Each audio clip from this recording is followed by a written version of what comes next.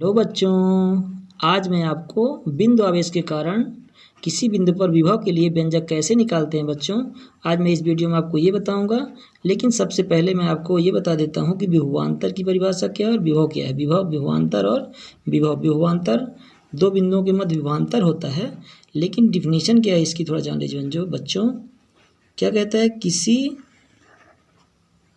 विद्युत क्षेत्र की बात कर रहे थे ना। विद्युत क्षेत्र में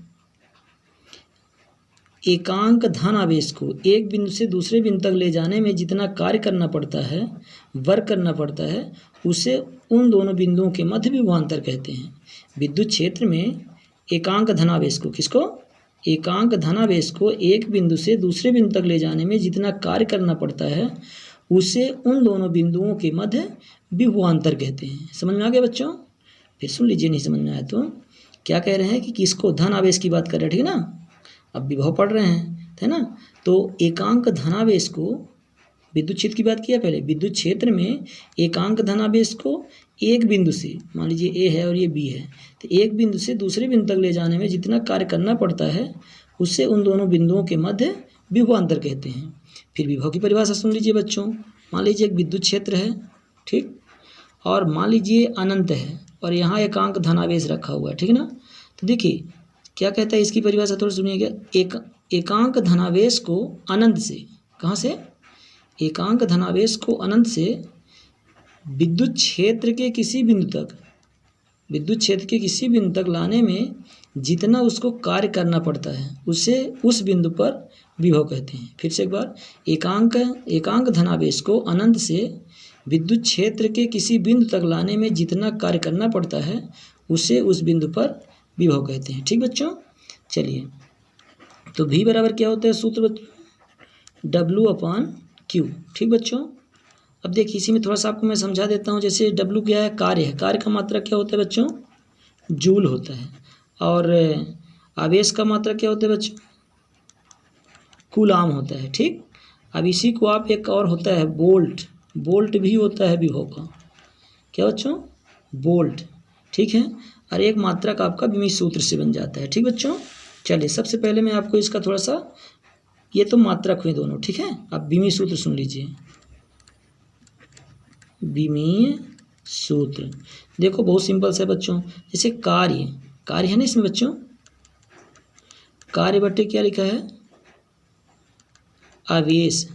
ठीक, तो कार्य बराबर क्या होता है बच्चों, बल इंटू विस्थापन या दूरी, और आवेश को हम धारा इंटू समय कहते हैं। याद नहीं करना है बच्चों, इसमें थोड़ा सा ध्यान रखिएगा। पुरानी चीज़ें आप थोड़ा सा कुछ ध्यान रखेंगे तो आराम से निकाल सकेंगे। देखिए बल का तो आपको मालूम है, बल का क्या होता है विमीय सूत्र, m/L/T-2। अब विस्थापन एक प्रकार की लंबाई है, ठीक, और धारा को एम्पियर से और समय को t से। ठीक बच्चों, अब देखिए तो गुणा कर देंगे इसका, तो क्या हो जाएगा आपका, बन जाएगा m/L²। इसको जब ऊपर ले जाएंगे बच्चों तो 3 घात हो जाएगी, तो t के घाते -3 और a के घाते -1। तो ये v का विमीय सूत्र जो है बच्चों, तो क्या है, mL² T-3a-1। ठीक बच्चों, चलिए बच्चों अब मैं आपको व्यंजक बताता हूँ। ठीक है, चलिए सबसे पहले आप थोड़ा सा चित्र बना दीजिए उसका, व्यंजक या सूत्र। ठीक बच्चों, सबसे पहले उसके लिए आपको चित्र बनाना पड़ेगा। चलिए बिंदु O ले लीजिए, वहाँ पर +Q आवेश स्थित कर दीजिए, और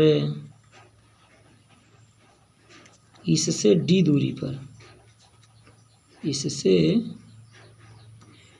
दूरी पर एक बिंदु क्या है, P है। ठीक बच्चों, और यहाँ पे एक बिंदु B है, कितने दूरी पर, x दूरी पर। ठीक बच्चों, x दूरी पर एक बिंदु B है, और यहाँ पे आपका A है, dx दूरी, अल्प दूरी इसको ले लिए dx। ठीक बच्चों, चलिए फिर से माना पाठ सुन लीजिए बच्चे, बाकी तो बहुत सरल है। ठीक है, देखिए ध्यान सुनिएगा। माना कि बिंदु O पर +Q आवेश स्थित है, बिंदु आवेश प्लस क्यू स्थित है, ऐसा भी बोल सकते हैं। माना कि बिंदु ओ पर प्लस क्यू आवेश स्थित है, इससे डी दूरी पर एक बिंदु पी है जहाँ पर विद्युत विभव की गणना करनी है या विद्युत विभव ज्ञात करना है। ठीक बच्चों, फिर से एक बार सुन लीजिए माना पाठ। बिंदु ओ पर प्लस क्यू आवेश स्थित है, इससे डी दूरी पर एक बिंदु पी है। कितनी दूरी पर? डी दूरी पर एक बिंदु पी है जहाँ पर विद्युत विभव की गणना करनी है, विद्युत विभव ज्ञात करना है। ठीक बच्चों, चलिए तब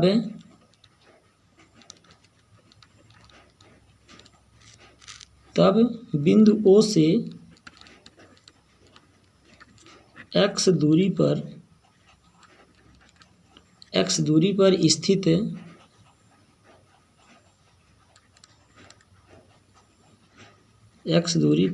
स्थित बिंदु B पर विद्युत क्षेत्र की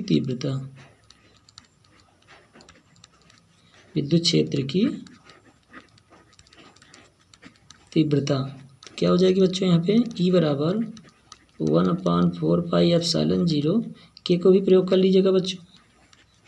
Q/r² होता था, लेकिन यहाँ पे क्या करेंगे बच्चों? Q/x²। ठीक बच्चों, समीकरण नंबर 1 बना दीजिए। जहाँ बता दीजिएगा जहाँ के क्या है? के है माध्यम का परावैद्युतांक, माध्यम का लिख दीजिएगा बच्चों परावैद्युतांक। ठीक बच्चों, माध्यम का परावैद्युतांक, ठीक है ना।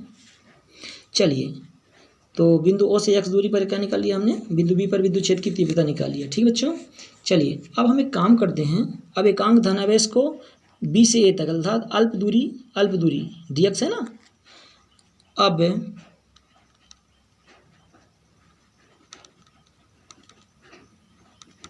एकांक धन आवेश को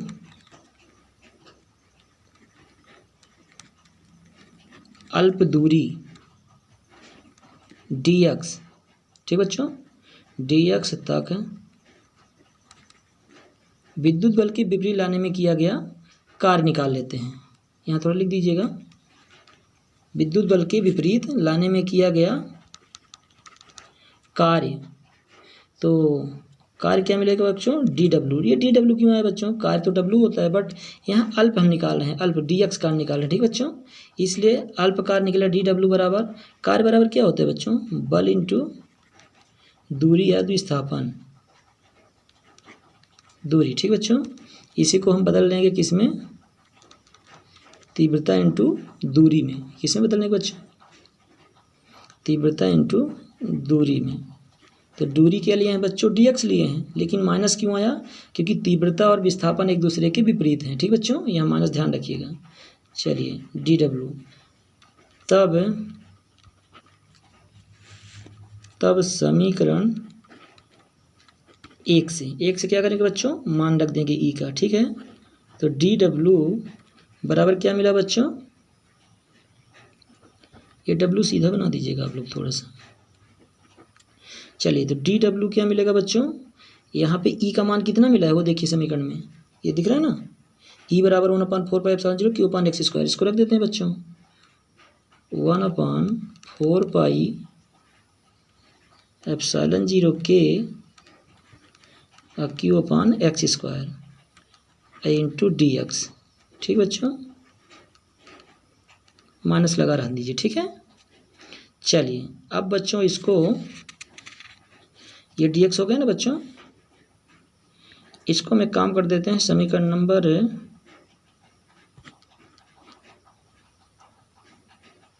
2 बना देते हैं। ठीक बच्चों, अब हम किया गया कुल कार्य निकालते हैं। ठीक बच्चों, देखिएगा थोड़ा सा, देखिए तो क्या हो जाएगा बच्चों? अब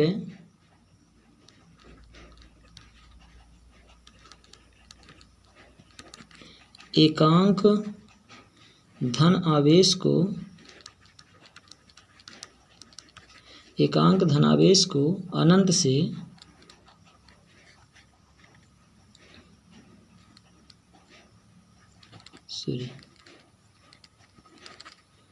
अनंत से बिंदु P तक अर्थात D तक, बिंदु P तक लाने में किया गया कार्य, लाने में किया गया कार्य। ठीक बच्चों, अब देखिए एकांक धनावेश को अनंत से, कहाँ से, अनंत से, इसको सिंबल इस प्रकार से लेकिन लिखिएगा नहीं आप लोग, अनंत से बिंदु P तक लाने में किया गया कार्य। अब थोड़ा सा चित्र में देख लीजिए बच्चों, बिंदु P, ये बिंदु P है ना, ये बिंदु P, यहाँ से बात वो कर रहा है, अनंत से कह रहा है, अनंत से, यहाँ से, ठीक है ना, बिंदु P तक, बिंदु P तक की दूरी कितनी बच्चों, D है। इसलिए हम किया गया कार्य जब निकालेंगे बच्चों तो क्या हो जाएगा आपका, किया गया कार्य निकाल रहे हैं, W इक्वल टू किया गया कुल कार्य आ रहा है भला, integration by infinity to D, कहाँ से, बिंदु P तक की दूरी D थी ना। चलिए, और यहाँ पे हम रख देते हैं DW, इसी का संपूर्ण निकाल लेंगे, ठीक है। चलिए, तब समीकरण 2 से, समीकरण 2 थोड़ा देख लीजिएगा बच्चों, समीकरण 2 क्या है, ये DW का मान कितना है, इतना पूरा है, ठीक है ना। चलिए रख दीजिए बच्चों, तो DW बराबर, सॉरी W बराबर integration by infinity to D, ठीक बच्चों। अब देखिए, तो यहाँ क्या करेंगे बच्चों, मान रख देते हैं उसका, कितना था बच्चों, 1/4 पाई एप्सिलॉन 0 के क्यूब अपान एक्स स्क्वायर, ये माइनस आपका dx था ही, ठीक बच्चों। चलिए काम करते हैं बच्चों, अचर वाली इनको राशियों को हम बाहर निकाल लेते हैं, Q/4 पाई एप्सिलॉन 0 के बाहर निकाल देंगे तो इन्फिनिटी टू D, और क्या मिला बच्चों, माइनस सहित बाहर निकाल दीजिए, ठीक है। तो यहाँ क्या बच्चा, 1/x² dx, ठीक बच्चों। चलिए अब देखिएगा बच्चों थोड़ा सा इसमें, -Q/4 पाई एप्सिलॉन 0 के, अब देखिए 1/x² का बच्चों समाकलन करेंगे तो क्या आता है, -1/x आता है, ठीक बच्चों। लिमिट आपकी साइड में आ जाती है, ठीक। देखिए बच्चों कैसे आता है, मैं यहाँ समझा देता हूँ। देखो, जब इसका समाकलन करेंगे तो हम सबसे पहले काम क्या करेंगे, लिमिट को भी ध्यान देते हैं, ठीक है। तो ये x घाते -2 कर लेंगे, ऊपर ले जाएंगे तभी समाकलन होगा बच्चों। समाकलन में एक चीज़ ध्यान रखिए, घातें क्या होती हैं, जुड़ती हैं। तो x घाते -2 धन 1 -2 धन 1, ठीक बच्चों। अब देखिए, तो इसमें क्या करता है, 2 में 1 घटाएंगे तो x घाते -1 आएगा, और यहाँ भी -1 आएगा, आएगा ना बच्चों। अब देखिए, तो इसको जब आप हल करेंगे तो ये माइनस घात सामने, ये सामने आ जाएगा, क्योंकि 1 का भाग देने पर कोई अंतर नहीं आता, लेकिन माइनस प्रभाव डालेगा, ठीक है। और इसमें जब इसकी माइनस घात आपको गायब करना होगा तो उस राशि को बटे में भेजना पड़ता है, ठीक है। यहाँ 2 घात 2 घात दिखाते, लेकिन 1 घात दिखाने की जरूरत नहीं है, इसलिए देखिए ऐसे लिखा था, है ना, 1/x²। तो पहले इसको हमको तोड़ना पड़ेगा, ठीक है, पावर को ऊपर ले जाना पड़ेगा, तो ये किया, अर्थात है इसका 1/x² का समाकलन क्या मिल रहा है, -1/x, ठीक बच्चों। इसको थोड़ा सा आप देख लीजिएगा, पेपर में रखाइएगा, ठीक है। चलिए अब देखिए बच्चों थोड़ा सा, तो ये माइनस से माइनस निकाल दीजिए, माइनस यहाँ से बाहर आ जाएगा तो माइनस माइनस क्या हो, कैंसिल हो जाएगा, ठीक बच्चों। Q/4 पाई एप्सिलॉन 0 के, अब देखिए पहले बच्चों अपर लिमिट काम करती है, अपर लिमिट में क्या है, D लिखा है, तो 1/D, और माइनस लोअर लिमिट क्या है बच्चों, इन्फिनिटी, ठीक। ये अब देखिए बच्चों, इसको जाने दीजिए, 1/, इन्फिनिटी का मान 0 हो जाएगा, कैसे होगा बच्चों, थोड़ा ये समझ लीजिए। जैसे 1/, इन्फिनिटी लिखा है तो 1/, अब इन्फिनिटी का मतलब किसी संख्या के नीचे 0 है, ठीक, किसी संख्या के नीचे 0 है। अब देखिए 1/, सुविधा बटे ले लिया यहाँ पे, और ये 1/, जो इन्फिनिटी है जब इसे पलटी खाएगा तो 0/1 होगा, इसका गुणा किया तो ये क्या हो गया, 0, और 1 1 कम 1, और किसी संख्या में 0 का भाग देंगे तो क्या आ जाएगा, 0, ठीक बच्चों। इस प्रकार से अर्थात 1/, इन्फिनिटी का मान कितना मिलेगा आपको, 0, ठीक है। चलिए, तो 1Q/4 पाई एप्सिलॉन 0 के इंटू 1/D, ये तो गया बेचारो बच्चों, ये तो 0 हो गया, -1 बार 0 का दिखा दीजिए, दिखाना हो तो, ठीक बच्चों।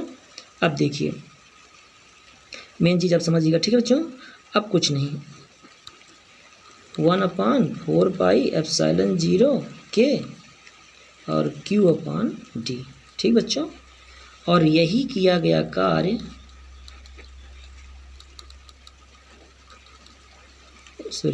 यही किया गया कार्य विभव के रूप में संचित हो जाता है।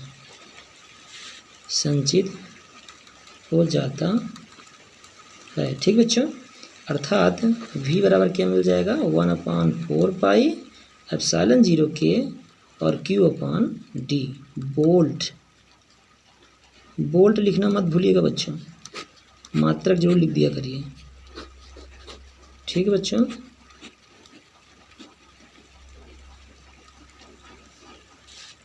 इस प्रकार से ये आपका अभीष्ट व्यंजक है। ठीक है ना। अब बच्चों, यदि आपको वीडियो अच्छा लगता है तो यदि आपको लगता है कि सर जी मेहनत कर रहे हैं तो आप सब्सक्राइब जरूर कर लिया करिए, अपने दोस्तों को भी शेयर जरूर कर दिया करिए। धन्यवाद बच्चों।